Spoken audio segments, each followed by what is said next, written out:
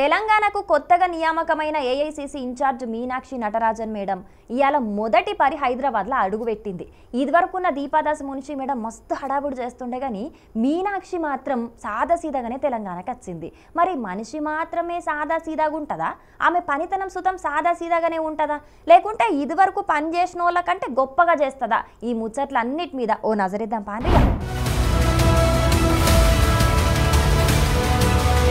ఇదివరకు ఏఐసీసీ ఇన్ఛార్జీలు తెలంగాణకు ఎవ్వలొచ్చినా హంగు ఆర్భాటాలకు తక్కువ ఏం ఉండకపోయేది. ఢిల్లీకేంచి సపరేట్ విమానంలా వచ్చేది. ఇక్కడికి వచ్చినాక సుతం సపరేట్ హోటల్ బుకింగ్ చేసుకుని మస్తు విలాసంగానే మెదులుదురు. ఇక కొంతమంది పదవులు కావాలనుకునే లీడర్లు సుతం వాళ్ళను ఏదో ఒక తీరుగా కాకబట్టి అధిష్టానంతోని మాట్లాడిపించుకొని పదవులు కొట్టేసేది. కానీ ఇప్పుడు తెలంగాణకు ఇన్ఛార్జిగా వచ్చిన మీనాక్షి నటరాజన్ కథ మాత్రం అలాగుంటది. రాహుల్ గాంధీకి దగ్గర మనిషి అయిన మీనాక్షి మేడం మొదటి పరి హైదరాబాద్ కి వచ్చిన సింపుల్ గా ఏం హంగామా లేకుండా రైళ్లనే వచ్చింది. ఇక కాచిగూడ రైల్వే స్టేషన్ లో మీనాక్షి నటరాజన్ మేడం దిగంగానే కాంగ్రెస్ పార్టీ నాయకులు స్వాగతం పలికిండ్రు. ఇక ఆడికేంచి సీదా పోయి సీఎం రేవంత్ అన్నను కలిసింది.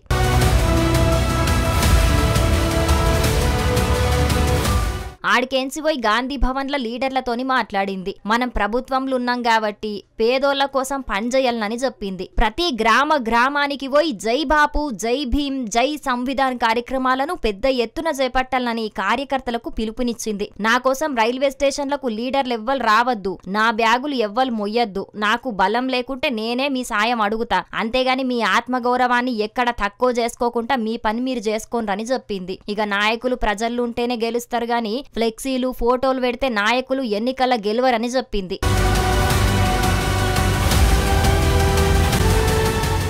మాటలు ఎట్లా చెప్పినా ఇక ఇప్పుడు కొత్తగా బాధ్యతలు తీసుకున్న మీనాక్షి నటరాజన్ ముంగట పెద్ద పెద్ద సవాళ్లే ఉన్నాయి. పార్టీ మారిన ఎమ్మెల్యేల నియోజకవర్గాల పాతోళ్లకు కొత్త నాయకులకు నడుమ లొల్లులు బగ్గనే అవుతున్నాయి. చాలా మంది లీడర్లు ఒగల మీద ఒగలు ఫిర్యాదులు సుతం చేసుకుంటున్నారు. ఇక అట్లనే సర్కారు ఏర్పాటై ఏడాది దాటిపోయినా మంత్రివర్గ విస్తరణ జరగలేదు. చాలా మంది సీనియర్ ఎమ్మెల్యేలు మంత్రి పదవుల మీద ఆశతోనున్నారు. 10 ఏళ్ల తర్వాత అధికారం వచ్చింది కాబట్టి నామినేటెడ్ పోస్టుల కోసం సుతం చాలా మంది లీడర్లు ఎదురు చూస్తున్నారు. మరి వాళ్ళందరినీ ఎట్లా సెట్ చేస్తారనేది సుతం పెద్ద టాస్కే. అట్లనే రాబోయే రోజుల్లో స్థానిక సంస్థల ఎన్నికలు ఉన్నాయి కాబట్టి దాంట్లో సుతం పార్టీని గెలిపించే బాధ్యత ఆమెనే తీసుకోవాలి. మరిగా ఆమె ఎసుంటి నిర్ణయాలు తీసుకుంటదో ఏం కథనో గాని ఇదివరకు పనిచేసిన దీపాదాస్ మున్షి ఇక్కడ ఏండ్ల సంధి పనిచేస్తున్న నాయకులను కాదని ఆమెకు నచ్చినోళ్లకు పార్టీ పదవులు ఇస్తున్నదని కొందరు సీనియర్లు డైరెక్టే విమర్శించారు. కాబట్టి మరి వాళ్ళను ఎట్లా కలుపుకపోతుందో, తెలంగాణలో కాంగ్రెస్ పార్టీని ఎట్లా ముంగటికి తీసుకపోతుందో